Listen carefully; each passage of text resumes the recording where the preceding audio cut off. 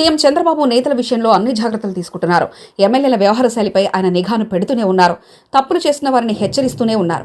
ఈ క్రమంలో ప్రజల నుంచి అభిప్రాయాలు తీసుకుంటూ వాటికి అనుగుణంగా నాయకులను మలుస్తున్నారు. తాజాగా సుపరిపాలనలో తొలి అడుగు కార్యక్రమాన్ని చంద్రబాబు శ్రీకారం చుట్టారు. అయితే దీనికి కొందరు నాయకులు లైట్ తీసుకున్నారు.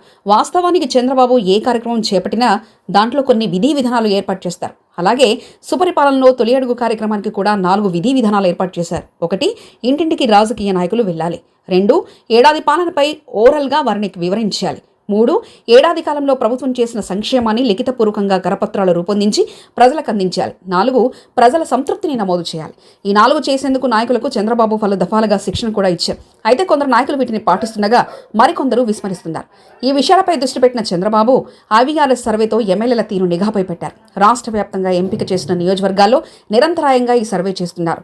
నేరుగా ప్రజలకు ఫోన్లు చేసి వారి అభిప్రాయాలు తెలుసుకుంటున్నారు. ఈ సర్వేలో ప్రధానంగా 3 ప్రశ్నలు సంధిస్తున్నారు. వాటి ఆధారంగా ఎమ్మెల్యేల పనితీరును అంచనా వేస్తున్నారు. 1, మీ ఎమ్మెల్యే మీ ఇంటికి వచ్చారా అనేది ఫస్ట్ ప్రశ్న. సుపరిపాలనలో భాగంగా ఇంటింటికి తిరిగి ప్రభుత్వం చేస్తున్న మంచిని వివరించాలని చంద్రబాబు చెప్పారు. కానీ ఎక్కువ మంది 4 రోడ్ల కూడల్లో నిలబడి ఈ కార్యక్రమాన్ని నిర్వహించి వెనుదిరుగుతున్నారు. మీకు కరపత్రాలు ఇచ్చారని ప్రశ్నిస్తున్నారు.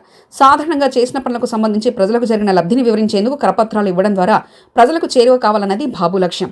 ఇది చాలా తక్కువ మంది చేస్తున్నారు.